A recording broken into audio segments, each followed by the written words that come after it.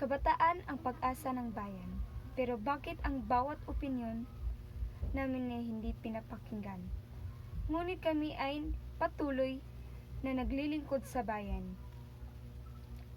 Kahit na kami ay bata pa lamang at wala pang karanasan, kami ang iyong pag-asa, kami ang magpapatuloy sa mga ninanais niyo paggawin, ngunit hindi na talaga kaya kaming ang magbibigay proteksyon sa inyo.